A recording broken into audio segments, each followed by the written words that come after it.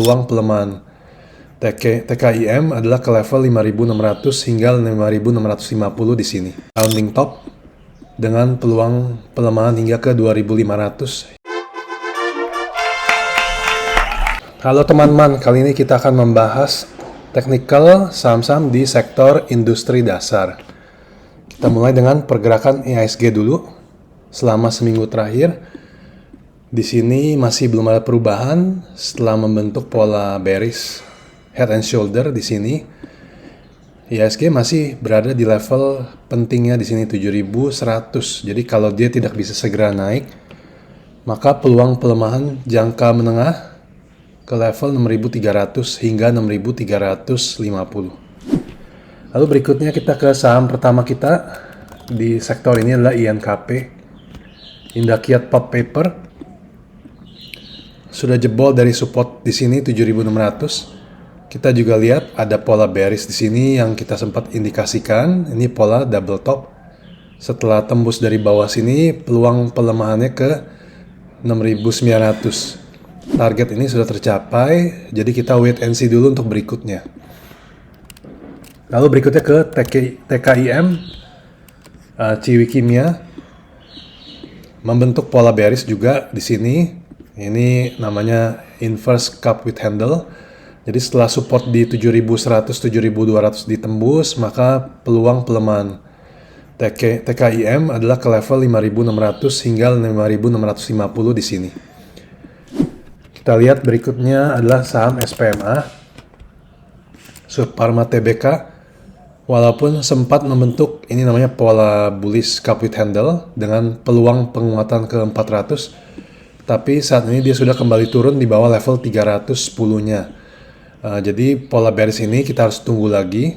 Pola bullish ini kita jangan agresif membeli karena belum tentu penguatan di sini akan terjadi setelah SPMA turun di bawah level 310-nya. Berikutnya adalah SMBR, Semen Batu Raja. Juga waktu itu sempat membentuk pola bullish. Ini inverse head and shoulder. Tapi setelah dia tembus support 230-nya, kita lihat dalam jangka pendek membentuk pola double top. Ini pola bearish dengan peluang pelemahan hingga ke 180-nya. Lalu kita lihat berikutnya adalah INTP, Indosemen Tunggal Prakasa.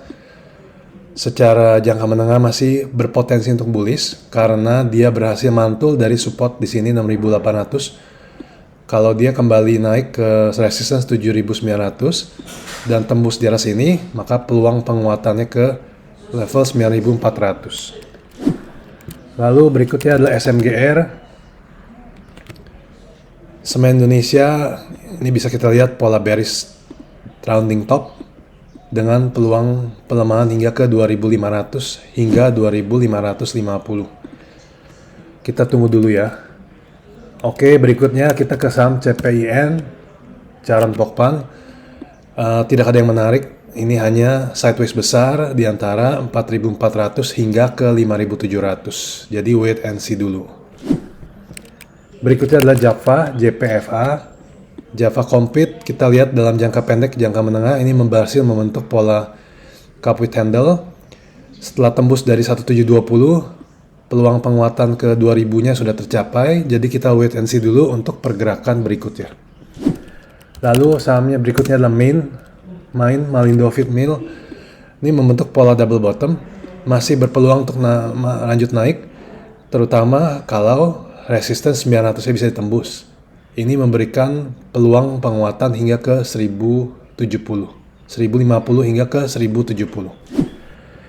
Berikutnya PMMP, Panca Mitra Multi Perdana.